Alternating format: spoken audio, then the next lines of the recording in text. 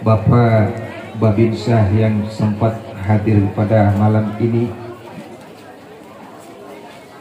yang saya muliakan Ketua Dewan Pembina Komunitas Spiritual Jenari Makassar, Gurunda kita Haji Mustafa, yang saya hormati Ketua Tahfiz kita, yang saya hormati Ketua Panitia kita, segenap jamaah keluarga besar Komunitas Spiritual Jenaria Makassar yang saya muliakan, segenap para tokoh-tokoh agama yang hadir malam ini yang saya hormati, segenap tokoh-tokoh masyarakat kita yang juga hadir pada malam ini yang saya hormati, Bapak Ibu hadirin sidang jamaah yang berbahagia. 14 abad yang lampau lahirlah seorang bayi yang kemudian oleh kakeknya diberi nama Muhammad. Malam ini kita peringati maulidnya. Suatu ketika Rasul ditanya, "Ya Rasul, kenapa engkau puasa pada hari Senin?" Nabi kemudian menjawab, "Zaka yaumu ulidtu fihi." Hari itu saya dilahirkan. Nabi memperingati maulidnya diisi dengan ibadah puasa sebagai tanda kesyukuran beliau. Harapan kita malam ini, semoga seluruh rangkaian maulid peringatan yang kita laksanakan malam ini insya Allah bernilai ibadah. Amin.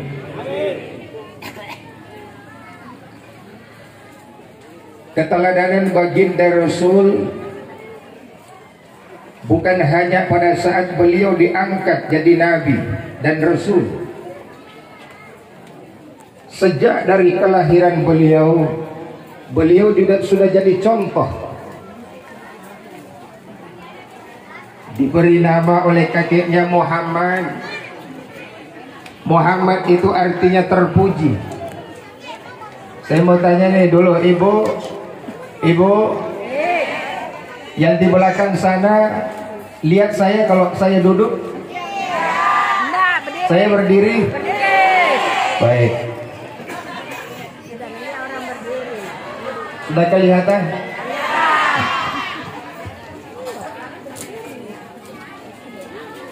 Beliau diberi nama oleh kakeknya Muhammad.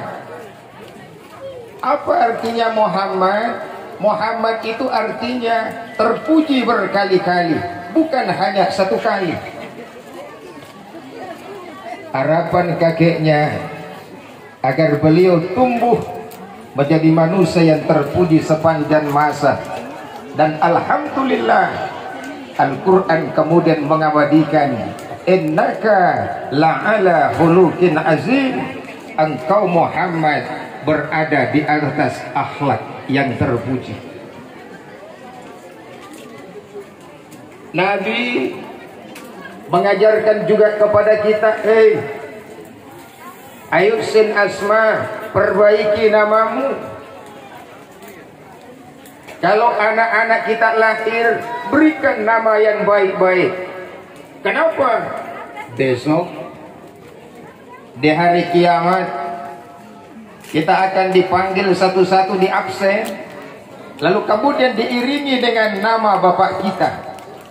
Maka ayusin asmah, kata Rasul, perbaiki nama anak-anak kita. Bagaimana nama yang baik? Pertama, mengandung doa. Yang kedua, mengandung semangat hidup. Dan yang ketiga, mengandung pujian. Apapun bahasanya, yang penting mengandung 3 unsur ini, insya Allah itu sudah nama yang baik. Kalau orang berkata, apa artinya sebuah nama? Maka Islam mengajarkan nama adalah doa sepanjang masa dari orang tua kepada anak-anak. Makanya jangan sembarang memberi nama kepada anak-anak. Lahir bulan November, kasih nama Novi. Lahir bulan Desember, kasih nama Desi. Kebakaran anaknya lahir, kalau perempuan Siti Bakarina, laki-laki Muhammad Bakaruna. Umpama beri nama yang baik-baik. Saya mohon maaf, tidak bermaksud untuk ria. Ketika saya lahir, lewatlah seorang tentara, kebetulan sahabatnya saya punya ayah.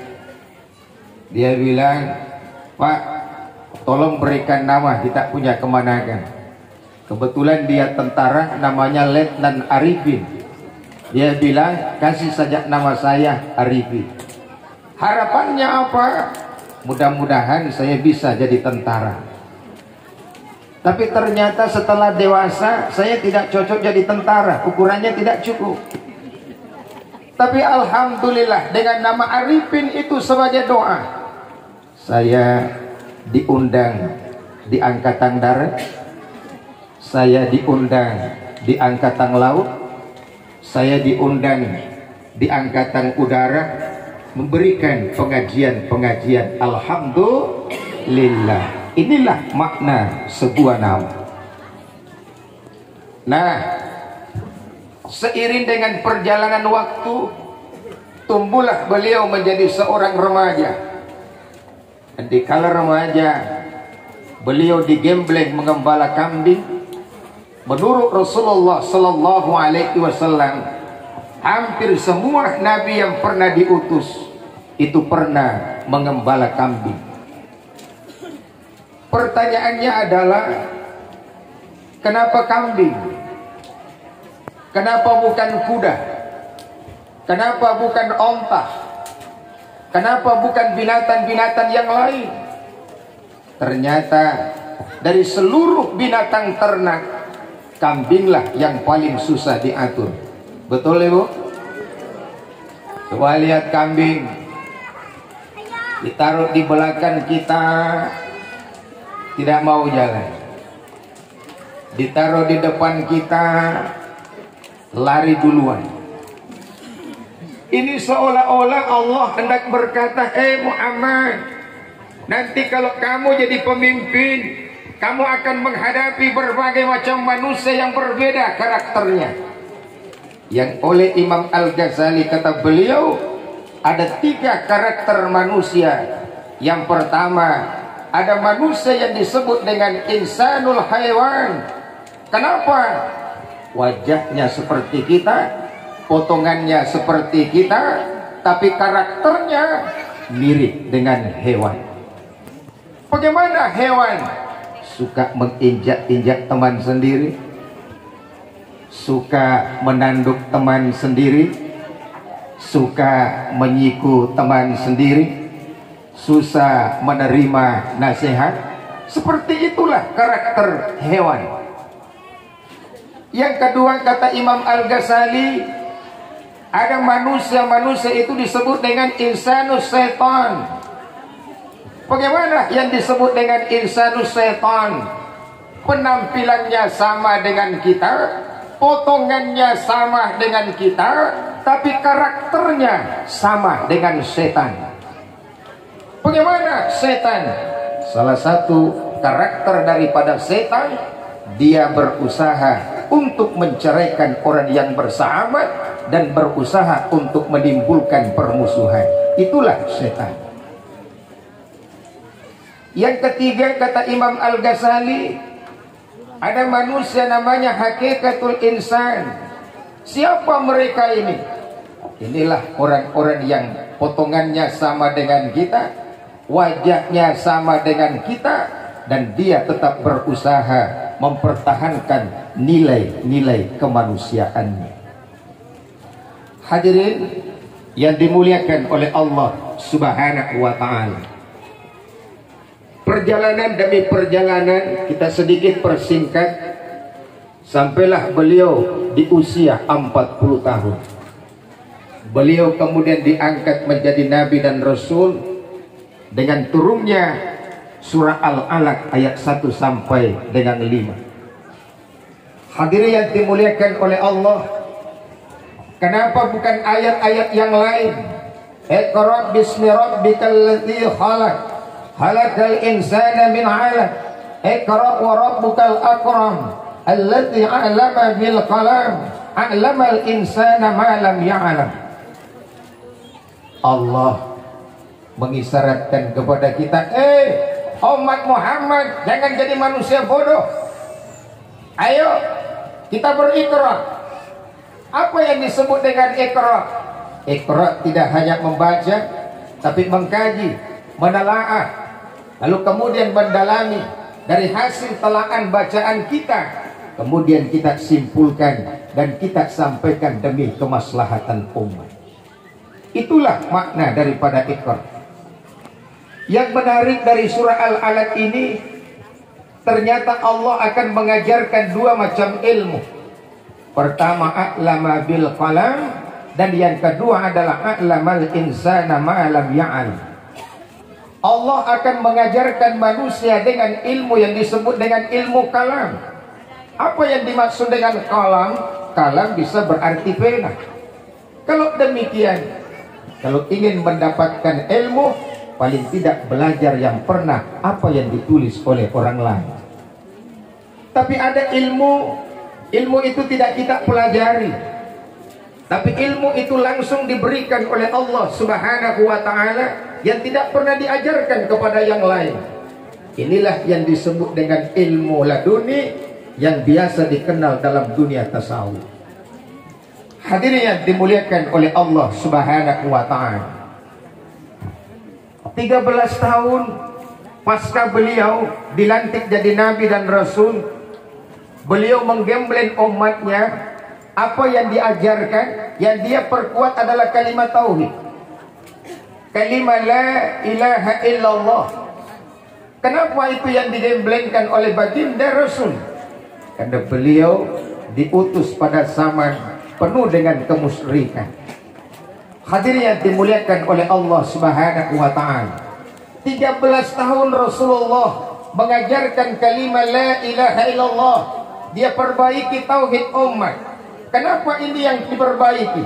Sebab apapun yang kita perbuat, ya ibadahkah namanya, yang amal solehkah namanya, kalau akidahnya tidak benar, tauhidnya tidak benar, ma'rifatnya kepada Allah tidak benar, maka yang lain boleh jadi tidak punya nilai di hadapan Allah Subhanahu wa ta'ala. Hadirin yang dimuliakan Allah, selesai 13 tahun di Makkah, beliau pun diperintahkan hijrah ke Madinah. Yang menarik untuk kita simak, ketika beliau tiba di Madinah, yang pada waktu itu masih Yasrib namanya, pertama beliau bangun adalah masjid, bukan BTN, bukan pasar, bukan perumahan. Yang pertama beliau bangun adalah masjid yang kita kenal dengan Masjid Kuba, lalu kemudian menyusul Masjid Nabawi. Di masjid inilah dia membangun umat. Kenapa masjid? Karena masjid dengan umat tidak bisa dipisahkan. Kapan umat jauh dari masjid, itu persis seperti ikan yang kehilangan kolam. Hadirin yang dimuliakan oleh Allah Subhanahu wa ta'ala, di masjid inilah beliau menggembleng umatnya, sehingga lahirlah peradaban yang disebut dengan peradaban Madani. Dan kehebatan kebijakan politik baginda Rasulullah Sallallahu Alaihi Wasallam Dia mengubah kota Yasrib menjadi kota Madinah. Kenapa dia rubah? Yasrib artinya mencerca, Yasrib artinya gelap. Dia ubah menjadi Madinah yang artinya kota yang bercahaya. Itulah yang dilakukan oleh baginda Rasulullah Sallallahu Alaihi Wasallam. Nah, kita sederhanakan dari perjalanan beliau.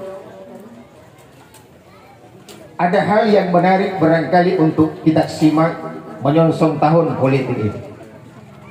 Apa rahasia keberhasilan beliau? Pertama, ternyata rahasia pertamanya adalah apa yang dia lakukan adalah dengan pendekatan akhlak. Rasulullah Sallallahu Alaihi Wasallam disanjung, dipuji oleh Allah. Kenapa? Karena dia mewarisi akhlak-akhlak terbaik dari seluruh para nabi-nabi yang terdahulu. Dan yang paling kita kenal ada 4. Mudah-mudahan ini menjadi warisan bagi kita. Pertama, beliau itu adalah siddiq. Siddiq artinya benar. Apa yang dilakukan oleh baginda Rasul itu benar. Apa yang dikatakan oleh baginda Rasul itu adalah benar. Ucapannya, omongannya, beliau benar. Dan Rasulullah Sallallahu Alaihi Wasallam tidak pernah memberikan kampanye-kampanye yang bersifat kebohongan. Apa yang dia ucapkan itu benar. Bahkan sampai beliau bercanda pun itu benar. Itu ketika ada seorang yang datang menghadap kepada beliau. Ya Rasul, saya kepengen diberikan kendaraan. Kata Nabi, nanti saya kasih anak onta betina. Ini yang datang menyampaikan, ya Rasul, bagaimana anak onta bisa membawa saya? Kata Nabi, bagaimanapun besarnya onta itu, dia pasti dari anak onta betina. Jadi Nabi itu ucapannya benar. Malah ada seorang wanita yang datang menghadap kepada baginda Rasul. Ya Rasul, suami saya mengundang ke rumah untuk silaturahmi. Kata Nabi dengan candanya, apakah suamimu yang ada putih-putih di matanya? Tidak ada putih-putih di mata suami saya ya Rasul. Ada, kata Nabi. Demi Allah, tidak ada putih-putih di mata suami saya ya Rasul. Dengan senyum Nabi menanggapi, secara umum manusia di matanya pasti ada putih-putih. Ibu, nanti kalau pulang ini periksa matanya suami kita. Ya, mudah-mudahan ada putih-putihnya. Karena lensa mata manusia umumnya 2, ada yang hitam dan ada yang putih. Itulah baginda Rasulullah Sallallahu Alaihi Wasallam. Jangankan ketika serius bicara, candanya pun itu benar. Dan ini yang dikenal oleh masyarakat Quraisy pada waktu itu. Yang kedua, Rasulullah itu adalah tabligh. Tabligh artinya dia konsekuen menyampaikan kebenaran. Begitu tablighnya baginda Rasul, apa yang diturunkan oleh Allah sebagai wahyu tidak ada yang disembunyikan. Contoh, ini kata mufasir kita, qul ya ayyuhal kafirun. Sebetulnya walaupun tidak disebut kul, itu tidak ada masalah. Kalau kita langsung mengatakan ya ayyuhal kafirun, itu maknanya sudah benar tanpa ada kata kul. Tapi kenapa Rasulullah menyebutkan kul ya? Itu untuk menunjukkan bahwa apapun yang diturunkan oleh Allah tidak ada yang disembunyikan oleh baginda Rasulullah Sallallahu Alaihi Wasallam.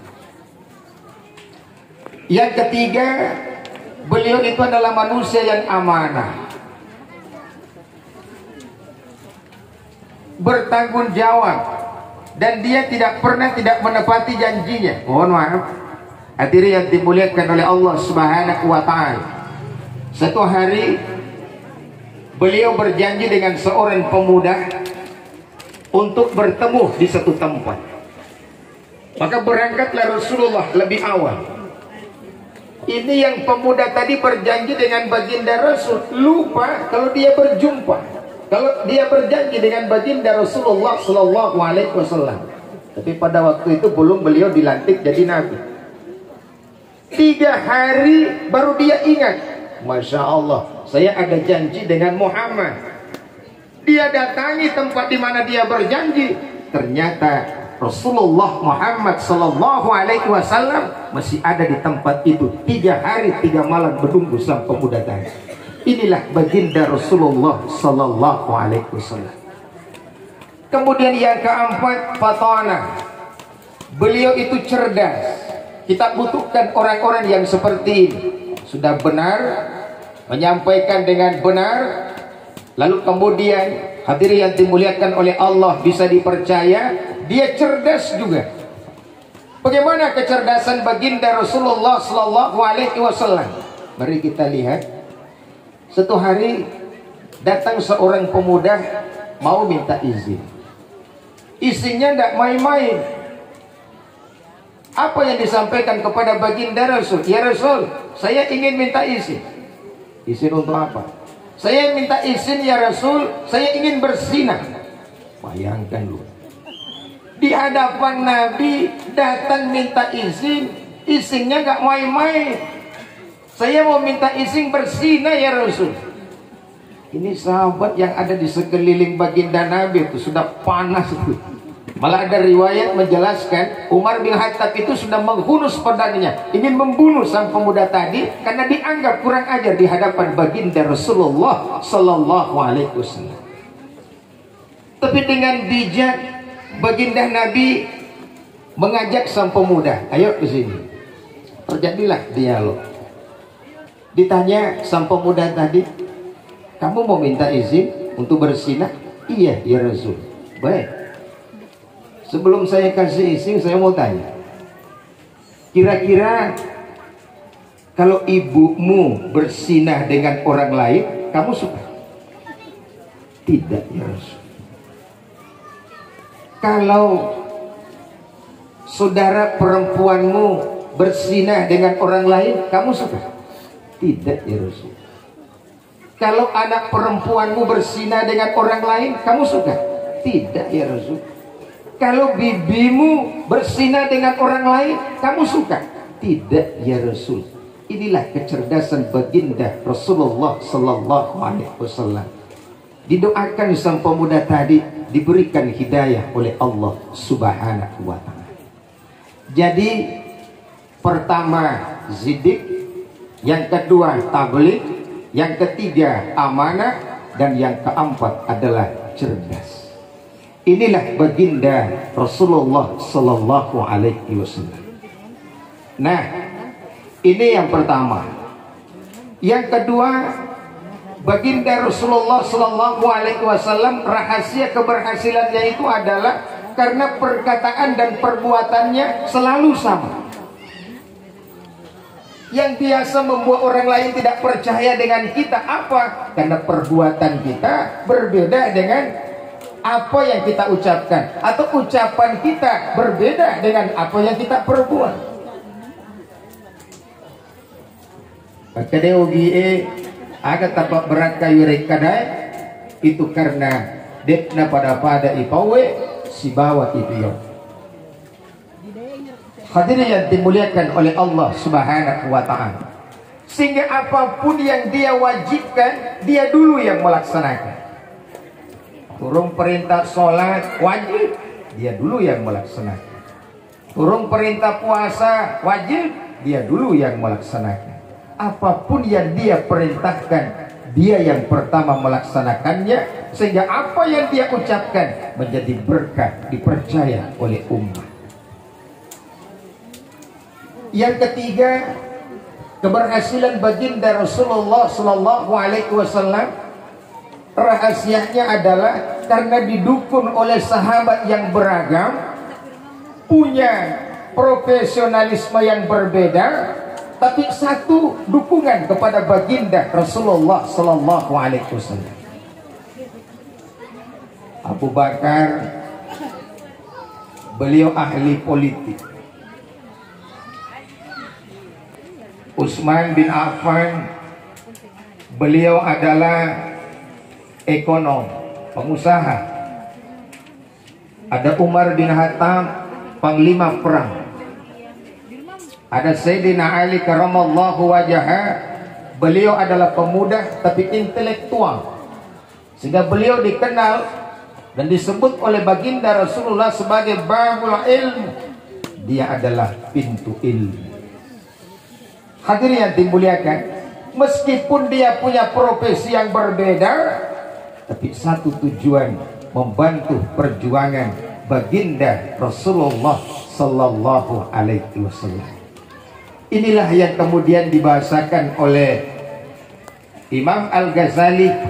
Alangkah indahnya kalau kita hidup menjadi seperti dua buah tangan. Ada tangan kanan, ada tangan kiri. Tangan kanan punya posisi, tangan kiri juga punya posisi. Tangan kanan kerjanya baik, mau salaman tangan kanan yang maju, mau makan tangan kanan yang maju, mau minum tangan kanan yang maju, mau terima honor tangan kanan yang maju, arisan naik tangan kanan yang maju. Betul Ibu? Tapi ini tangan kanan nggak pernah sombong, tangan kiri juga tidak pernah protes. Kenapa? Dia tahu diri, saya memang seksi kebersihan. Tapi sekalipun dia seksi kebersihan, tangan kanan nggak pernah sombong. Apa kata tangan kanan? Tangan kiri tenang aja dah. Ya, insya Allah kalau saya dapat rezeki, arisan saya naik, saya beli arloji, gak usah saya yang pakai, kamu saja tangan kiri.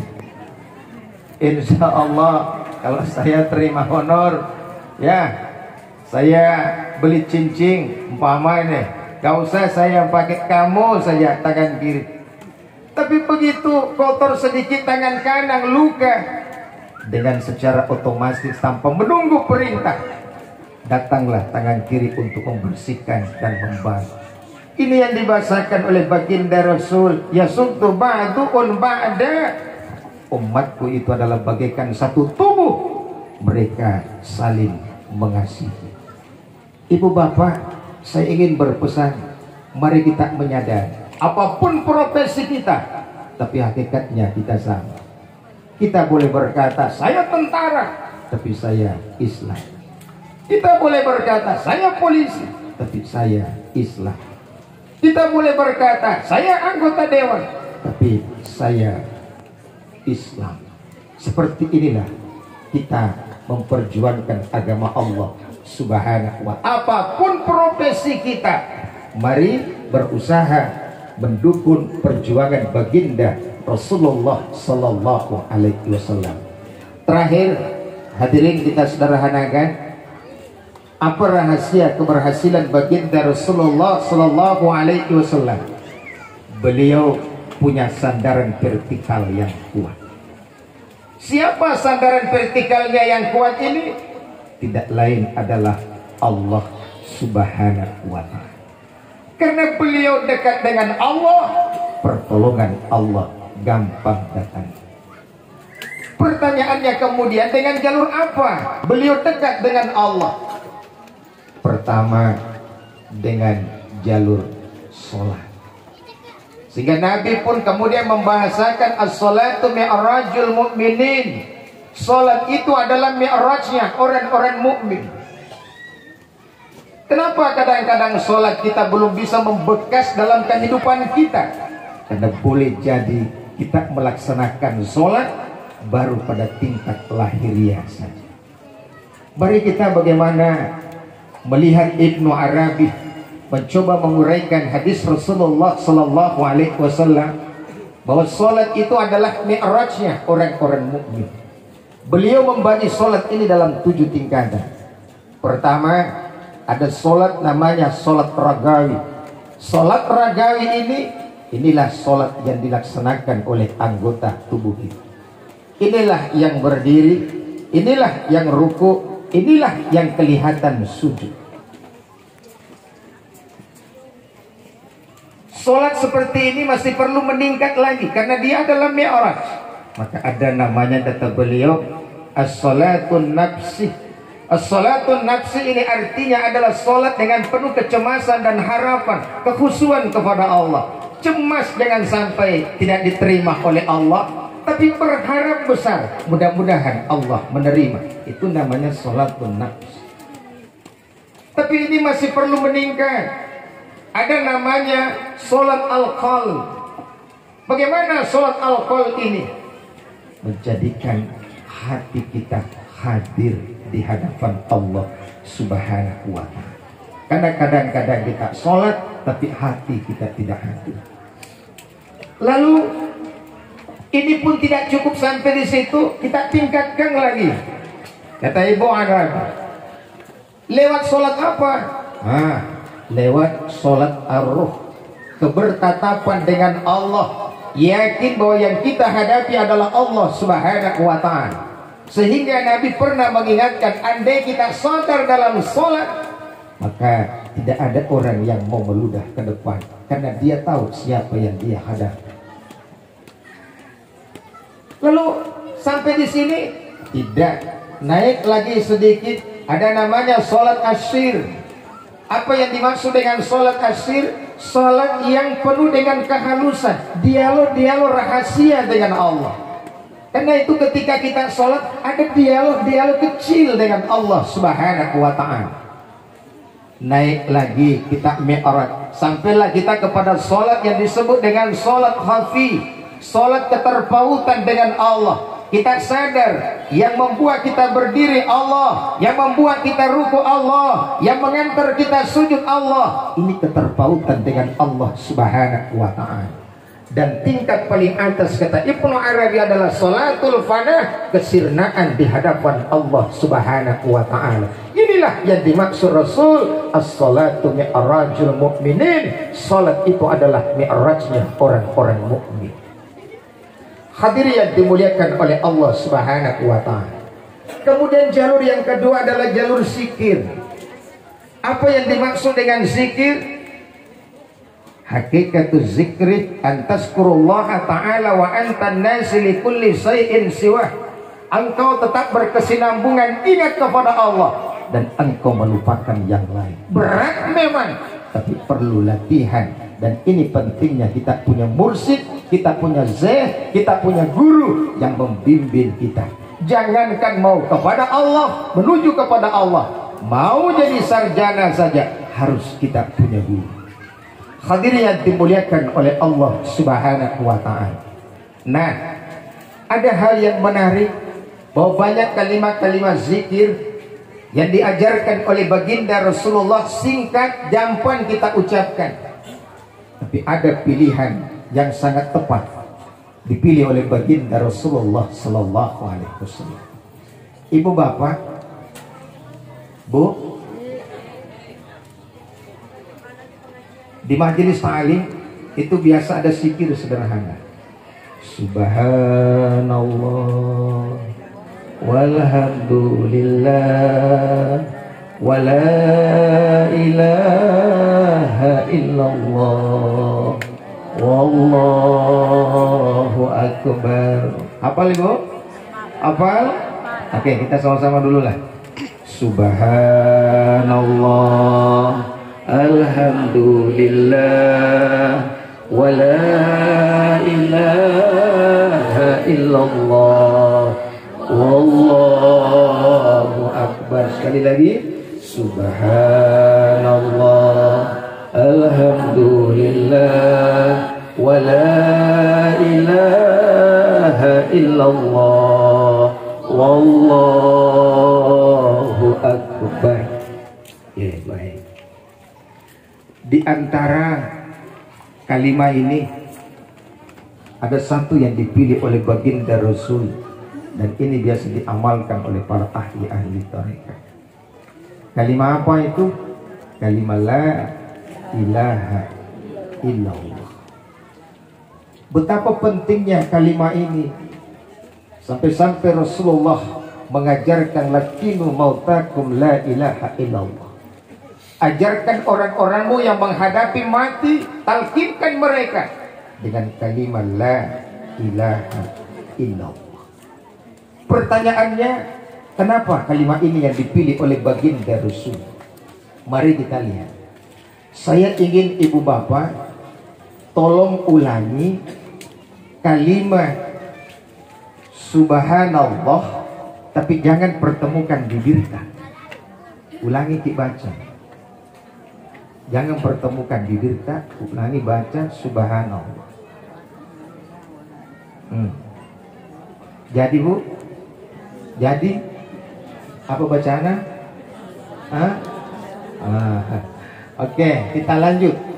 Sekarang ucapkan alhamdulillah, jangan pertemukan bibir. Kasih keras-keras ikut dengar. Apa bacana?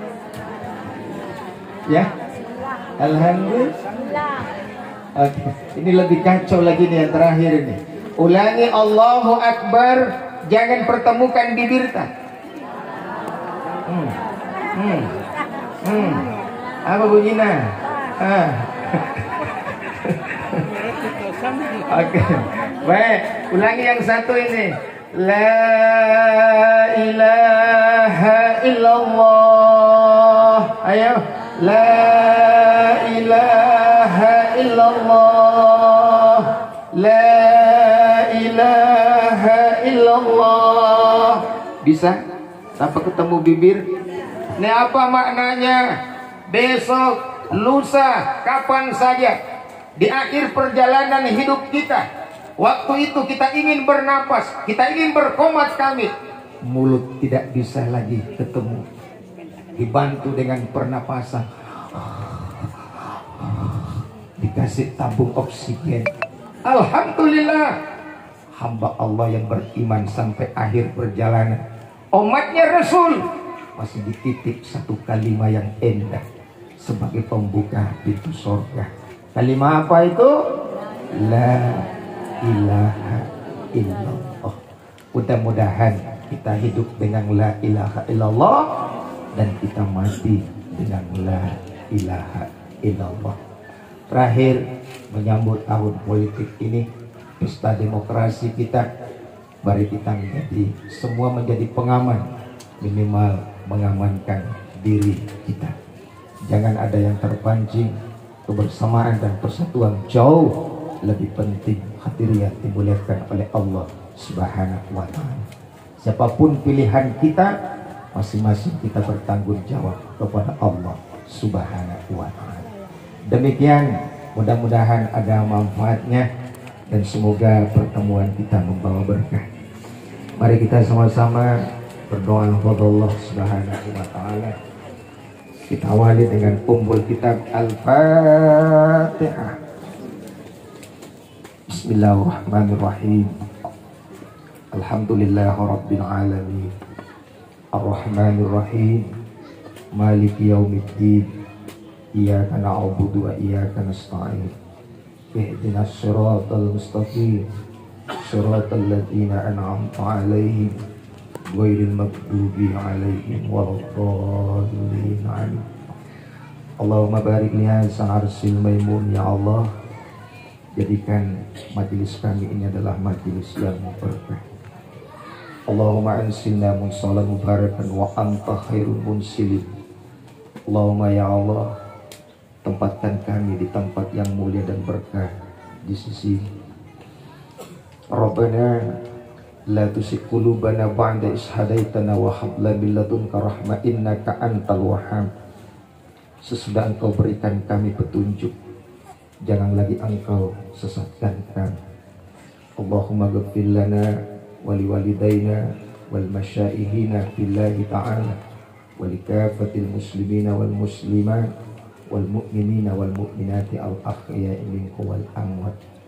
Allahumma ya Allah, ampuni kami, ampuni kedua orang tua kami, ampuni guru-guru kami, ampuni saudara-saudara kami muslim dan muslimat, mukmin dan mukminat, baik yang masih hidup maupun yang telah mendahului kami.